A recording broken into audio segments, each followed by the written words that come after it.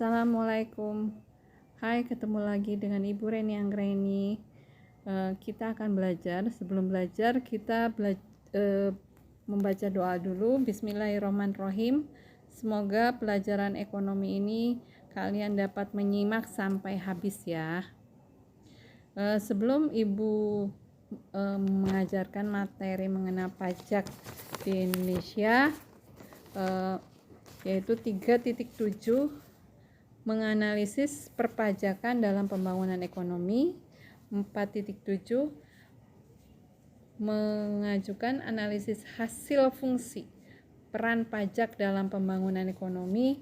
Dan sebelum kita mempelajari pajak penghasilan, siapa dulu yang akan mendapatkan atau dimasukkan sebagai subjek pajak yang mendapatkan pajak penghasilan, yaitu satu orang yang menerima gaji, upah, honorarium, bonus, uang tunai, semua berupa pembayaran uang tunai atau setaranya, itu akan dikenakan pajak penghasilan.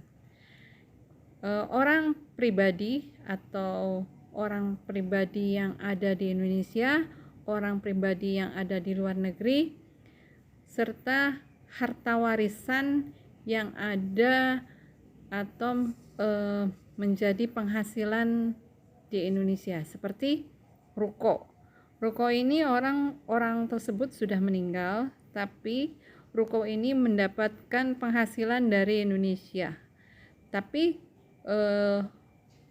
yang mempunyai ruko tersebut sudah meninggal. Nah, itu dikenakan pajak penghasilan. Tapi siapa yang dikenakan pajak? Yaitu orang yang atau yang menerima harta warisan dari ruko tersebut, atau badan usaha di dalam negeri, atau badan usaha di Jepang. Badan usaha di Jepang, misalkan badan usahanya di Jepang, karyawannya pun di Jepang, dia mendapatkan penghasilan di Jepang. Tetapi karyawan di sana sering pulang pergi ke Indonesia untuk menjual hasil badan usahanya, menjual hasil usaha. Nah, dia mendapatkan penghasilan di negara Indonesia. Dia juga disebut dikenakan pajak penghasilan. Nah, kedua yaitu aset tanah atau badan usaha yang berupa gedung, mesin, peralatan, atau komputer, atau agen elektronik, atau peralatan otomatis yang menjalankan aktivitas usahanya berada di luar ataupun di Indonesia, itu akan dikenakan pajak penghasilan. Sebelumnya, sebelum Ibu menerangkan mengenai pajak penghasilan, kita akan mencari tahu apa itu pajak penghasilan. Ya, kita simak dulu materi pelajaran dari bab perpajakan di Indonesia. Ya, di sini ada pajak penghasilan, yaitu pajak penghasilan umum. Dasar hukumnya yaitu Undang-Undang Nomor 7 Tahun 1984 tentang pajak penghasilan berlaku sejak 1 Januari 1984.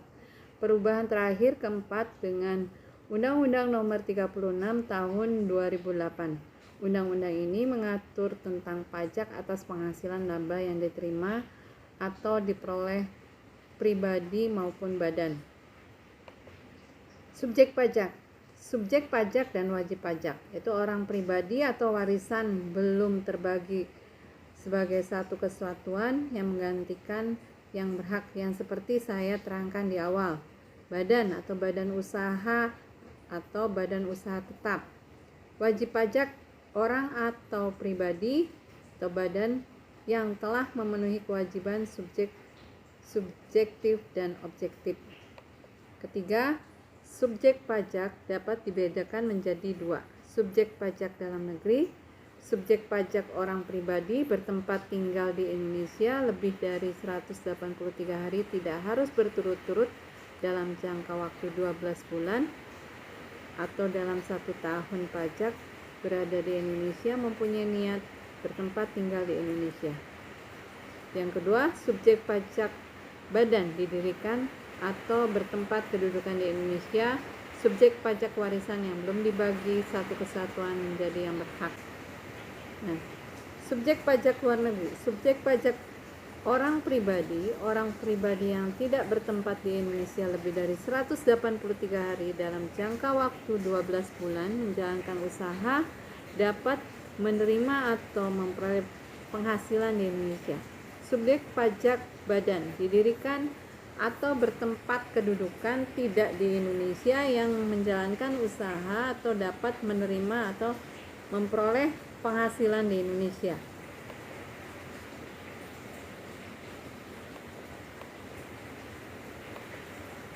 Perbedaan wajib pajak dalam negeri dan wajib pajak luar negeri. Wajib pajak dalam negeri yaitu dikenakan pajak atas penghasilan baik yang diterima atau diperoleh di Indonesia dari luar Indonesia.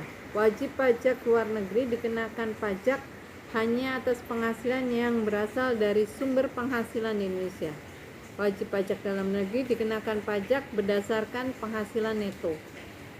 Wajib pajak luar negeri dikenakan pajak berdasarkan penghasilan bruto. Tarif pajak yang digunakan pada tarif umum Undang-Undang Pajak Penghasilan Pasal 17. Kalau pajak luar negeri, tarif pajak yang digunakan yaitu tarif sepadan tarif Undang-Undang Pajak Penghasilan Pasal 26. Wajib pajak menyampaikan SPT, surat pajak terhutang. Kalau wajib pajak luar negeri tidak wajib menyampaikan SPT atau surat pajak terhutang. Di sini objek pajak penghasilan adalah yang termasuk dalam pengertian penghasilan di sini yaitu 1. Penggantian atau imbalan berkenaan dengan pekerjaan atau jasa yang diterima atau diperoleh. Kedua, hadiah atau undian pekerjaan atau kegiatan dari penghargaan. Ketiga, laba usaha. Keempat, keuntungan karena penjualan atau karena pengalihan harta.